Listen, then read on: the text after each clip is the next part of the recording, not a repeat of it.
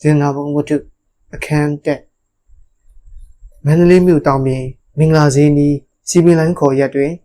်တစ်ပင်ဥယျာဉ်ပန်းမန်အစရှိသည်တို့ဖြင့်ဝိုင်းရန်လျက်ရှိသည့်အိမ်ကြီးတစ်ဆောင်တွင်ဥရောပတိုက်သားတို့နေထိုင်ပြီးတကယ်သို့အိမ်ထောင်မှုပြည်ဘောကစသည်တို့ဖြင့်ခန်းနာလှပစွာပြင်ဆင်၍ထားသောအခန်းကြီးတက်ခန်း၌အသက်50ခန့်ရှိရုပ်ရည်မော်ရည်ဖြူစင်၍အလိုတရားလူရည်သက်သောမြမအရာရှိကြီးတယောက်သည်စွတ်စွတ်ဖြူလျက်ရှိသောစပင်ကလေးကိုချောင်းမွေအောင်ထုတ်၍ပလက်ကလေးထိုင်ပေါ်တွင်စီးတံကိုတောက်လျက်ရှေးအောင်နှောင်းဖြည့်များကိုပြန်လည်တွေးတိုး၍နေသည့်အဟန်နှင့်ထိုင်လျက်နေ၎င်းရာရှိမှာငယ်ရစဉ်ခါမှစ၍အင်္ဂလိပ်ဆိုရမင်းတို့၏အမှုတော်ကိုခေါင်းမွန်ကျိုးတော်စွာထမ်းရင်လာခဲ့ရာတစ်စက်မှတစ်စက်ရာထူးတိုး၍ဒုတိယတန်းစက်ကဲဖြစ်သူအရောက်တွင်အသည့်ရွယ်လဲကြီးခေါင်းစွာလဲမကျန်းမှာအမှုထမ်းနှင့်လဲစေသဖြင့်ပင်စင်ယူပြီးလျင်အောက်သားစာသည်ပင်ဖြစ်တော်လဲအောက်ပြည်သူမပြန်ပဲမန္တလေးမြို့တွင်ပင်ဆက်လက်နေထိုင်လျက်ရှိလေ၎င်းလူသည်အစိုးရမှုကိုထမ်းရွက်စဉ်အရာရှိကြီးတယောက်ဖြစ်သည့်အတိုင်းလက်ခကျင်းဝင်များစွာရရှိသည့်ပြင်မိဘ၏အမွေနှင့်အမြောက်များပင်စက်ခံရတော်လဲအနေထိုင်သုံးဆွဲစသည်တို့သည်ဥရောပတိုက်တာအရာရှိကြီးတို့ကဲ့သို့နေထိုင်၍လာခဲ့ရာမိဘအမွေနှင့်လေယာချောင်းမြောင်းစသည်တို့သည်အဖြည်းဖြည်းရုပ်ပါရသွားပြီးအစိုးရအလုံးမှထက်၍ပင်စင်ကြားစိန်ကြောက်ရောက်သည့်အခါ၌လေမီယာမြေဥယျာဉ်မြေစသည်တို့သည်အေကမြမကျန်ပေါင်နှံရထားရသည့်ပြင်လောက်ခမှလည်းတဝက်မြတ်သာရရှိလေဤကဲ့သို့ပင်အဝင်နှမ်းပါရသွားတော့လဲစကဲကြီးသည်ငယ်ရစဉ်မှစ၍အတုံးဆွဲပေးကမ်းအားကြီးသည်ဖြစ်သောကြောင့်ရုတ်တရက်မချိုးချံနိုင်ပဲရှိရာမိမိရရှိသောပင်စင်သည်ချေးရထားသောငွေတို့ကိုပေးဆန်းလောက်ရုံသာရှိ၍တုံးဆွဲရန်ငွေမှာနောက်ထပ်လက်လဲတုံးဆွဲရလေအစိုးရမှုကိုထမ်းရွက်စဉ်၎င်းစကဲကြီးသည်မိမိလက်ခကလေးနှင့်တုံးဆွဲနိုင်လောက်ဒီကိုတည်တော်လဲတစိုးလက်ဆောင်စားခြင်းမတရားသဖြင့်တရားစီရင်ခြင်းစသည်တို့ကိုအလင်းဝါဒနာမပါသောကြောင့်မိမိနှင့်ယာတူမှုထမ်းတို့သည်အချင်းချင်းခေါင်းကိုချိတ်လျက်မဲ့၍ပြောဆိုတတ်ကြကုန်၏တခါတည်းအမှုတဲ့တယောက်သည်ငွေဆက်ကိုတရားတဲ့နှစ်ချက်ကိုစကဲကြီးအားဖနှက်ဝင်ရန်စီးတော်မူရန်ဟုလက်ဆောင်ဖြစ်ပေးပါသောအခါ၎င်းလူအားငါ၏ဖလက်ကိုငါဝယ်နိုင်တယ်မင်းရဲ့ကိစ္စမဟုတ်ဘူးဟုပြန်၍ပြောလေကြောင်းတခါတည်းအမှုတဲ့ကအတင်းကျပ်ပေးလေသောအခါစကဲကြီးသည်အစီကံတယောက်ကိုခေါ်၍ဒီကောင်အင်တန်ငွေပေါ်ရန်လက္ခဏာရှိတယ်ဟုပြောလျက်လမ်းတွင်ကောက်ရသည်ဟုစားတစောင်းကိုရေး၍ငွေတိုက်သို့ဘန္နာတော်ဖြင့်တွင်းရန်ဆေးလောလိုက်လေ၏ဤကဲ့သို့သောသတင်းကိုကြားရာမိသူတူတယောက်မှတစိုးလက်ဆောင်ပြီးမိအကျန်းနှင့်စကဲကြီးအိမ်သို့မဝင်ကြကုန်၎င်း၏မိတ်ဆွေကုတ်တဲ့ပွဲစားကြီးအပေါင်းတို့ကစကဲကြီးဦးထင်ကျော်သည်ဖြောင်းမှန်သောသဘောရှိကြောင်းသုံးဆွဲကြည့်ကြောင်းနှင့်ပြောဆိုပြီး၍ဝိုင်းဝန်းကူညီလိုသောဆန္ဒနှင့်တနေ့တနေ့မိတ်ဆွေ၄-၅ဦးတို့တိုင်ပင်၍အိမ်သို့သွားကြရာဦးထင်ကျော်၏မြင့်မြတ်သောသဘောကိုသိကြ၍မိသူဇတင်ပြောဆိုရမည်မသိပဲရှိနေကြစေတွင်ဒုသောသူကစတင်၍ကုံတယ်တို့ပြောလိရှိသည့်စကားတိုင်းဝင်ငွေထွငွေတို့ကိုစေချင်၍သုံးဆွဲတက်ကြောင်းကိုပြောမိရာဦးထင်ကျော်သည်ထိုင်ရမှရုတ်တရက်ထား၍ပြောဆိုလာသူ၏မျက်နှာကိုစစ်စစ်ကြည့်လျက်လက်ပိုက်ကခက်ခက်ရပ်ပြီးလျင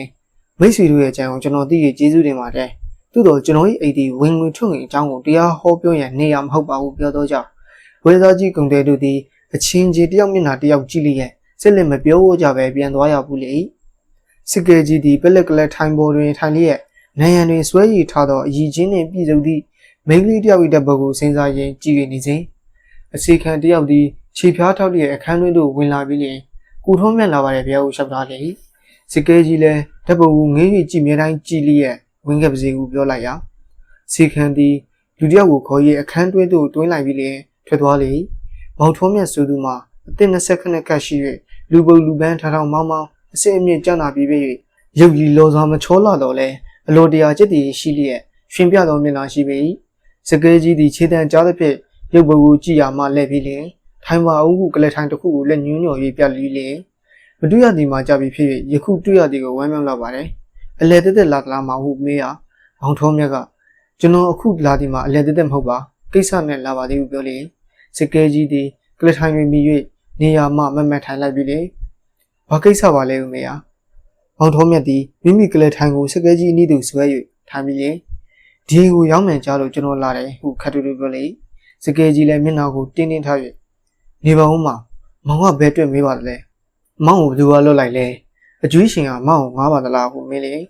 မောင်ထုံးမြတ်ကကျွန်တော်တို့ရှင်းနေဆိုတဲ့လူမျိုးကသစ္စာနဲ့တယ်လို့ကဘာသမုတ်ကြတာကိုကျွန်တော်အသိဖြစ်ပါတယ်သို့တော့ကျွန်တော်ကိုယ်တိုင်၌အမှုတွေများကိုလေလေလက်ပံနားသွင်းဖြောင်းကြပြီးလျင်ကောက်ကျစ်စင်းလင်းမှုဆို၍တ တစုံတရာမှမပြုတ်ဘူးရှိကိုလည်းပြုတ်နေမှာပါခုမျက်နှာတင်းတင်းနဲ့ပြန်ပြောရစကဲကြီးကတီးခံပါမောင်ကျုပ်ကကျွေးများတဲ့လူဖြစ်တော့ကျွေးရှင်တွေညံများတာကိုတိလို့လို့ဖြစ်ပါတယ်စိတ်မရှိပါနဲ့မောင်ကိစ္စကိုပြောပါဟုဆိုလေမောင်ထုံးမြတ်ကတီအိမ်နဲ့ဒီဝင်းကိုရောင်းမိကြား၍ကျွန်တော်မှလည်းငွေပူကလေးရှိတော့ဝယ်ထားမယ်အောင်မေးလာမေးတာပါဟုပြောလေစကဲကြီးလည်းအောင်မယ်ရှိနေလို့များကောင်းကြီးပါကလားဟုဆို၍အတန်ငယ်စဉ်းစားပြီးလျင်ပြောသည်မှာမောင်ထုံးမြတ်ကျုပ်မှကျွေးရင်မတန်ထူရဲဆိုတာမောင်တိပဲရသည့်ပင်စေလာစားကလေးကလည်းအတူပေးရုံလောက်ကလေးသာရှိတယ်ဒီတော့တနည်းနည်းနဲ့ငွေရအောင်ကြုတ်ကြံရတာပဲအခုဒီအိမ်နဲ့ဒီဝင်းကိုရောက်လိုက်မယ်ဆိုတာလူများတိမှဖြစ်ကျွေးရှင်တွေအကုန်ဆိုပြီးလာကြလိမ့်မယ်ဒီတော့အထင်ရှားမရောက်ပဲရောင်းသူဝယ်သူနဲ့အတိတ်တွေလေးလောက်သာတည်စီမှငွေကလေး5-8ထောင်လောက်ကျုပ်တုံးရမှာပဲဒီအိမ်ဒီဝင်းနဲ့အိမ်ထောင်မှုပါအားလုံးဘယ်လောက်ပေးနိုင်မလဲဦးမေးရမောင်ထုံးမြတ်ကဦးမိတ်ရှိပါဘူးပြောလေသူကစက်ကဲကြီးကကြက်3000ထားပါတော့ဦးပြောလေမောင်ထုံးမြတ်လည်းအိမ်ဝင်းတို့ရဲ့အဖိုးကိုခံမှန်းပြီးဖြစ်2000ကျွန်တော်ပေးနိုင်ပါတယ်ဟုဆို၍အနှဲငယ်ပြောပြီးလင်2300ကျပ်နဲ့ဈေးတက်ကြလေစကားအနှဲငယ်ပြောဆိုကြပြီးနောက်မောင်ထုံးမြတ်လည်းပြန်တော့မြည်ဟုထားလေလင်စကဲကြီးကနေပါဦးမောင်ယနေ့ညဒီမှာပဲထမင်းစားပါဟုတားရစကဲကြီးသည်တမညလူကိုထမင်းစားဖိတ်လိမ့်မရှိတော့ကြောင့်မောင်ထုံးမြတ်သည်မငင်းဝတ်ပဲပြန်၍ထိုင်ပြီးလျင်စကဲကြီးတဲသည့်ငွေစည်းကွက်ပူမှစည်းကွက်တလိပ်ကိုမြင်းကြီး၍တောက်လျက်စကားဆက်လက်၍ပြောနေကြကုန်၏ဤသို့စကားပြောဆိုနေကြစဉ်အိမ်တွင်ပင်တကားခန်းသည်ရုတ်တရက်ဖွင့်၍မူးဆွေးရနေသည့်အခါမောတဲ့နေမြင်လိုက်ရသောလူသက်တော်တို့သည်ရုတ်တရက်နေ၏လင်းကိုရသဖြင့်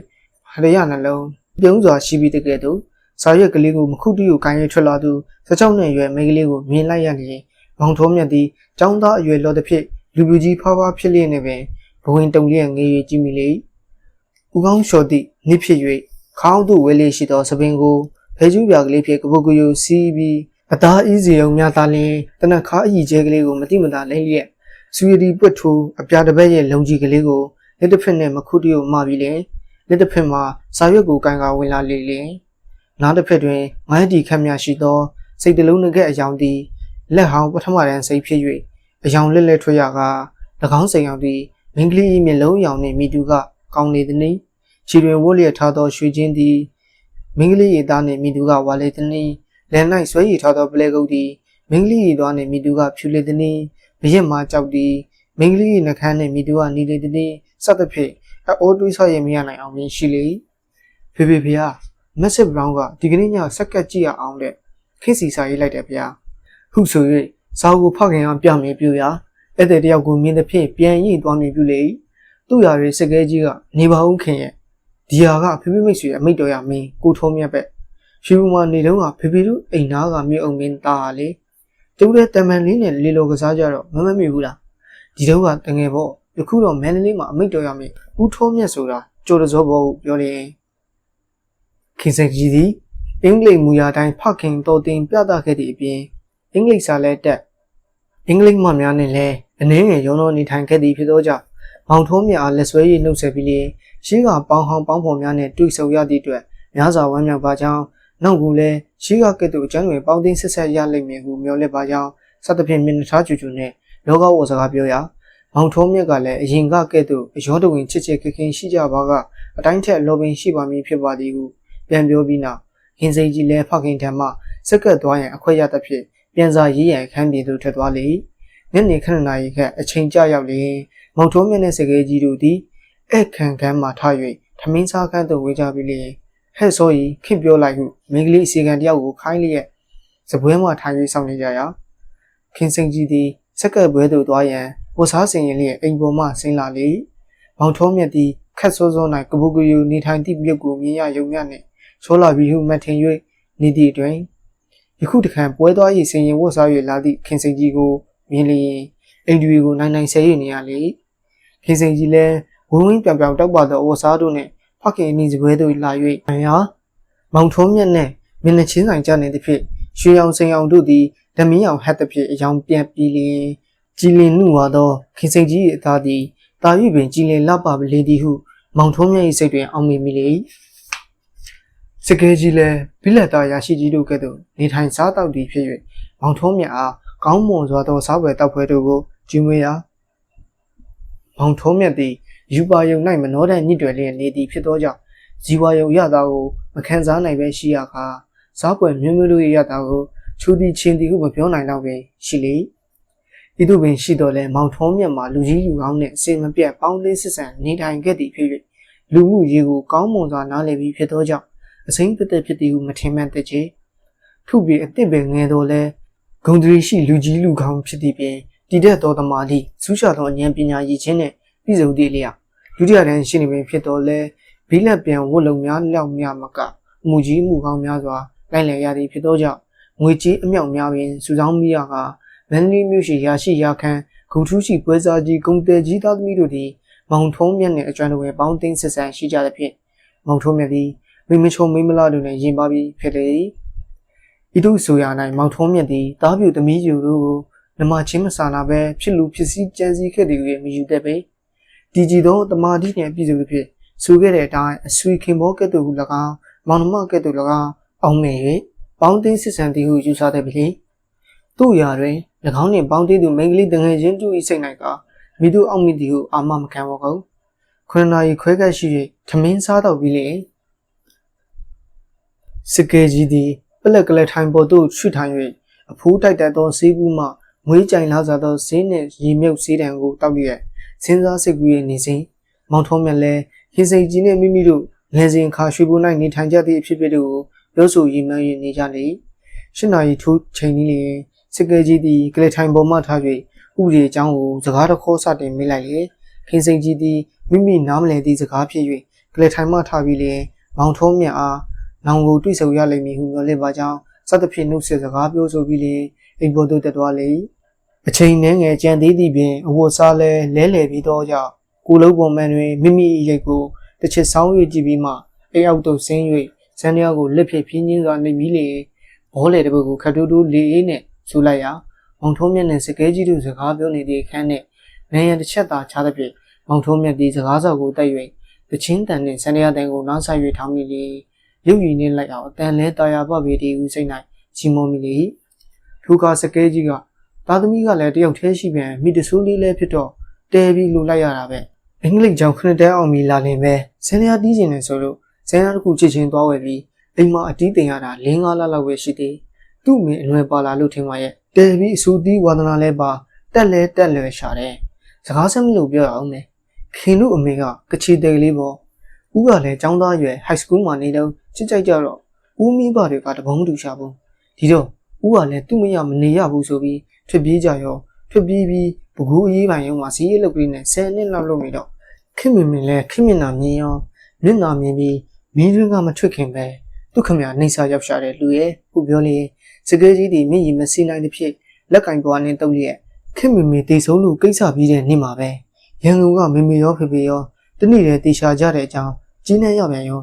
ဒီတုန်းကဖြစ်လူပြည်မှာနေနိုင်မယ်တော့မထင်ဘူးတူရဲ့ဟိုဒီတမိကလေးရှိသေးလို့လားကိုတစုံတရာအဆုံးမကြံမိတာကလားရန်ကုန်ရောက်ပြန်တော့သားတယောက်တည်းမို့မိဘအမွေနဲ့တော်တော်များများပဲရပြီအစိုးရလုပ်ကိုမလုပ်ပါဘူးလို့ခွက်ခံပြီးနေပြန်ပါတယ်ခင်မင်စိတ်နဲ့နေရောညရောဖြစ်နေပြန်တော့အလုံးမလုံးပဲနေလို့ဟန်မရချီဘူးလို့လောက်ခကိုလူရှင်လို့မဟုတ်ပါဘူးစိတ်ပြေလက်ပြရှိစီတော့လို့အလုံးပြန်ဝင်ပြီးတနက်လောက်ကြတော့မြို့ရထူချင်းမြင့်ခံရပြီတယ်ဒီတော့မြို့အလောက်ခကလေးနဲ့တိုက်ခမြေခယထာခလေးနဲ့မလောက်တက်လောက်သုံးဆွဲလာခဲ့တယ်ယခုဖြစ်တက်ကလေး၄-၅ လုံးနဲ့ဥယျာဉ်ကလေးများလည်းကုန်တဲ့ပြင်အကျူးတွေဝိုင်းပြီးဒီသမီးလေးအတွက်ဒီအိမ်ကလေးတစ်လုံးရဲလို့ကုတ်ကြည့်ချက်ချန်ထားယခုဖြစ်ဒီအိမ်ကလေးတော့မကြမ်းမိဘူးတယောက်ထဲစိတ်ကူနေပြီးတကယ်ခတူတူပြောနေစဉ်ဝင်မောက်မှာမော်တော်ကားတစ်စီးဝင်လာ၍ခင်စိန်ကြည်ဟုဘုံမတယောက်၏အတန်ဖြင့်ခေါ်လိုက်လျင်ခင်စိန်ကြည်သည်စန်းရတိယာမှာထား၍ဖေဖေဟာခင်သွားဦးမယ်ဖေအိတ်နေအောင်နော်ခင်ပြန်လာတော့အကုန်ပြောပြစေအောင်ဟုဖခင်ကိုနှုတ်ဆက်၍မောင်ထုံးမြတ်ကိုလည်းရွှင်ပြုံးသောမျက်နှာဖြင့်နှုတ်ဆက်လျင်စကဲကြီးနှင့်မောင်ထုံးမြတ်တို့လည်း Mrs. Brown ၏မော်တော်ကားပေါ်သို့လိုက်ပို့ကြကုန်၏၎င်းတို့ထွက်ကြပြီးနောက်အိမ်ရှိတွင်ခိတ္တလမ်းလျှောက်ရင်းစကားနဲ့ငယ်ပြောဆိုကြပြီးလျင်မောင်ထုံးမြတ်လည်း9 နာရီထိုးလူပြီးဖြစ်၍မိမိနေသို့ပြန်သွားလေအခန်းတက်ပြီးပါပြီ